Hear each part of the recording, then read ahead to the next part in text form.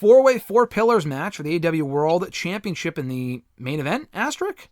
I don't know if this is, they said it was the main event, but it doesn't feel like it. The build has not been great. It's been all over the place. I told you a month ago, this was the match they needed to do. The problem is that none of these men feel like a threat at all. At all. And that segment on Wednesday did not help whatsoever. The biggest threat is Darby Allin, and even he's a close second to MJF. MJF, I wish he had a bigger match on this show. I feel like this would have been better on TV, to be perfectly honest with you. It just kind of feels like, 4 pillars. Like we've mentioned before, Sammy Guevara does not belong in this fucking match. I like Jack Perry. I can kind of see him being in there, but he's not ready yet. Sammy especially is like, I guess he's a babyface now. I don't give a fuck about Sammy Guevara. Like, his booking's been terrible. He comes off as unlikable anyway. I don't care. I think it's a 99% chance of an MJF win and a 1% chance they shock us with a surprise win for one of the other 3 guys.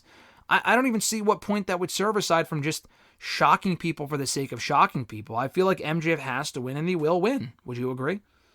Yeah, MJF has to win. Like you said, I think he's clearly the alpha dog, and these other guys are just kind of there.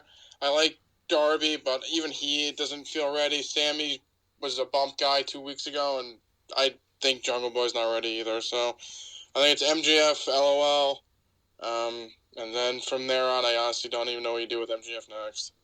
Listen, I would like to see MJF and Darby Allin as a one-on-one feud at some point. I think there's untapped potential there. I liked their feud a couple of years ago. I really liked their match at Full Gear in 2021.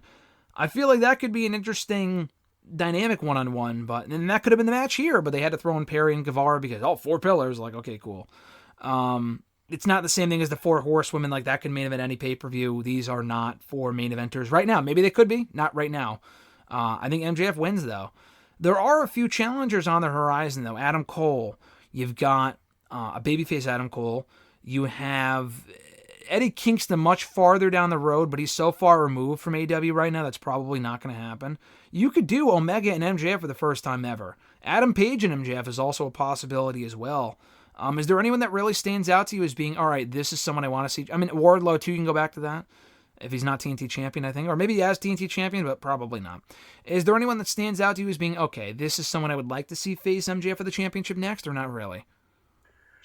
If Adam Cole was, booked good, I would say him.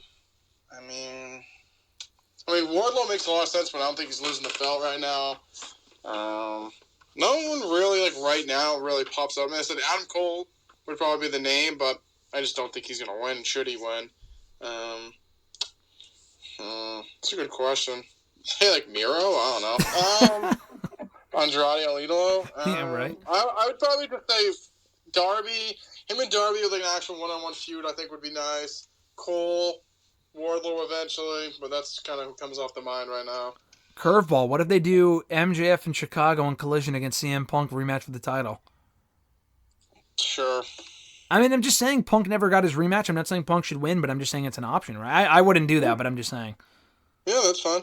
So, Punk's on his way back, by the way. We talked about this before we hit record, but Tony Khan announced that on Dynamite last night, that first Collision show, which the grand announcement this week was that they are headed to Chicago for the first show on June 17th. It's a Saturday night at 8 p.m. on TNT. So Punk will be on that show. They have not announced that yet, but they wouldn't be running that building, the United Center, if they didn't think Punk would be there. And maybe something else falls through in the next 3 weeks. Listen, it's CM Punk. Anything can happen, but that's the current plan, or at least so it seems.